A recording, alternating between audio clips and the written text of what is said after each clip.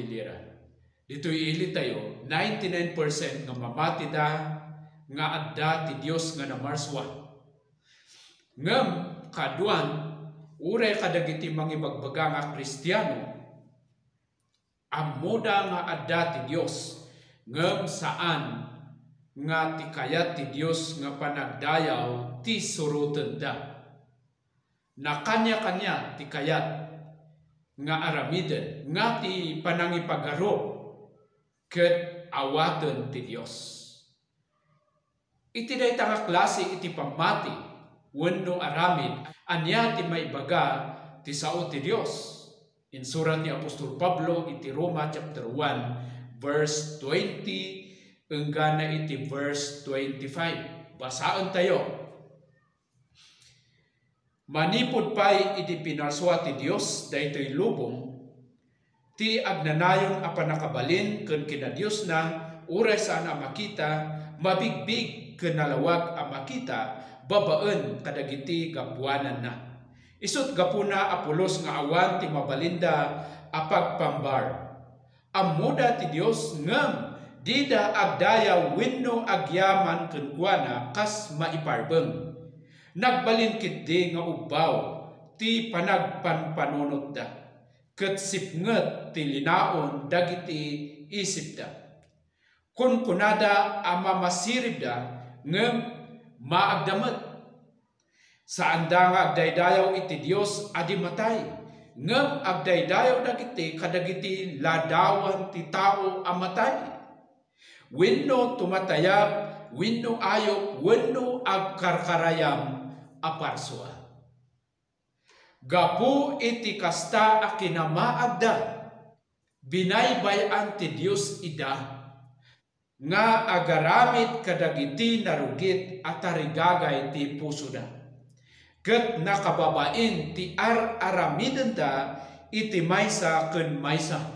Tinalikudan da ti kinapudno maipapan iti Dios ket patsenda ti kinaulbod. Agdayaw ken agserbida kadagiti pinarswa ti Dios asaan kiti nga iti mismo anamarswa arumbeng adaydayawen iti agnanayon. Amen. Kailian, ibagbaga ti sao ti Dios. Ammo tayo nga adda ti Dios gapu iti pinarswana nga mangpaneknek nga adda iti Dios. Ammo ti tao nga adda ti Dios. Ngem iti tao pinili da nga agaramid iti panagdayaw akas maiparbeng iti pagayayatan da saan nga iti pagayayatan iti Dios. Pinili ti tao nga nagaramit iti sarili na nga panagdayaw saan nga sinurot wenno saan na kayat nga suruten ti panagdayaw akas maiparbeng. Ti inaramid dagiti tattao ket agdaydayaw da kadagiti pinarswa ti Dios. Adu dagiti pagserbian da, adu dagiti pagkararagan da. Nga dagiti enda pagkararagan enda kasao ayan ti pamati da ket isu dagiti pinarswa ti Dios. Isu ti ayan ti kabuteng dagiti tattao saan nga iti Dios. Kailian, no adda ka iti kasta nga pagmati wenno dayta paylaeng iti sursurutem. Inbaga ti Dios maysa dayta nga kinanengneng, maysa dayta nga kinamaag. Saan nga nainsiriban dayta nga pamati, saan dayta nga nadyusan nga pamati. Ti pagarugmo gaputa ibagbagam ti Dios ket adda ti Dios genta. Ngem kuna ti Dios iti binasa tayo, binaybayaan da ka ti Dios tapno madadael ka. Dagiti patpatyem ket kinaulbod. Saan nga nagapo iti Dios. No agparti ka, sino ti awawagam? Sino ti pagkararagam no agparti ka? Sino ti pangidatunam kadagiti pinartim? Sino ti pagdawatan nyo iti tulong? Apay nga inayon nyo dagiti pinarswa ti Dios nga matay. Apay nga inayon nyo dagiti pinarswa ti Dios nga tao nga nalpas nga natay. Awagan nyo dagiti espiritu iti kabanbantayan, espiritu ti karayan, espiritu ti talon, espiritu ti anyaman dita nga espiritu, amin nga espiritu nga ibagayo nga saan nga makita, apay nga dagiti awagan nyo, apay nga isuti pang idatunan nyo kadagiti taraken, kadagiti pinarswa iti Dios. Nga saan nga iti Dios nga mismo, kun saan nga isuna nga mismo ti pagdayawan, kun pagyamanan, nga isuna lang nga apay nga inayon tayo, dagiti daduma nga kuna tayo nga espiritu, nga saan nga makita. Dayta nga klase ti aramid, kun pamati, inbaga ti Dios iti daytoy sa una, may saday ta nga kinaulbod, may saday ta nga kinanengneng, kinamaag.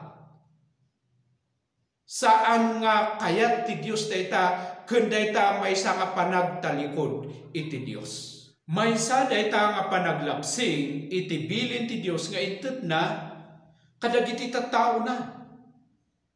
Iti Exodus chapter 20 verse 4 to 5. Haan nga kayat ti Dios dayta, gaputa ti Dios manag-imon nga Dios. Ti kayat na isuna lang ti dayawan ti tao, awanan ti inaynayon da nga dayawan, awan ti inayon da kenkwana, isuna laeng. Dayta nga klase iti basol, ket maysa nga basol nga dosaen iti Dios, iti agnanayon.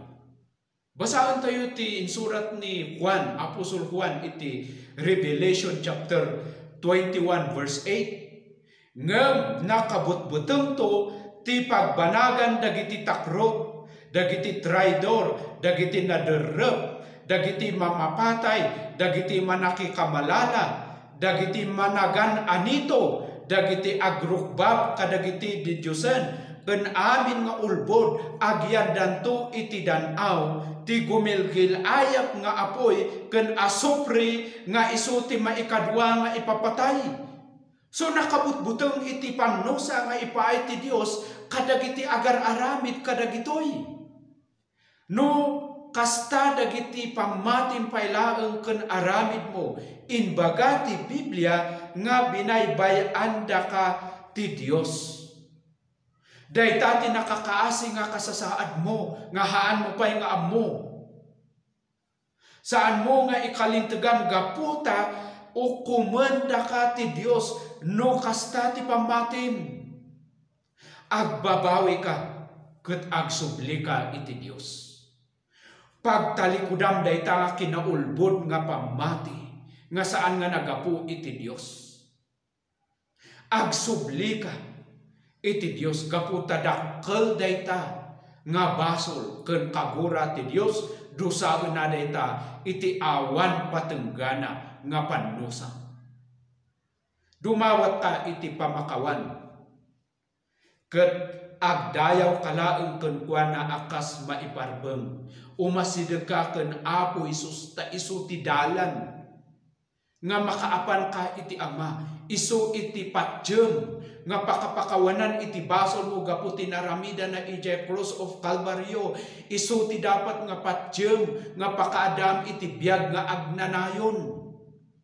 Gapu tinaaramida na iti cross nga natay, gapu iti basol tayo na itaneng ng pinagungar ti Dios iti maikatlo nga aldaw tapno agtalek ken mamati ka, pagbabawlam dagita nga basol mo, maadaan ka iti biag ken kuana. Ket akas naadaan iti biag ken kuana, agdayaw ka ken kuana akas maiparbeng, ken ited mo ken kuana iti amin nga panagiyaman. Anya ti panagdayaw nga maiparbeng. Sinaon ni Apo Isus iti maysa nga babae nga Samaritana iti Juan chapter 4 verse 23 hanggang na iti verse 24. Kasto iti sinaon ni Apo Isus ngem umasideg ti tiyempo ket demtengen adagiti napaypayso nga agdaydayaw daydayawon danto ti Ama iti Espiritu ken kinapudno. Tadagiti kakastati sapsapulon ti Ama nga agdaydayaw ken kuana. Ti Dios ket Espiritu nga rod dagiti agdaydayaw ken kuana, masapul nga agdaydayaw da iti Espiritu ken kinapudno.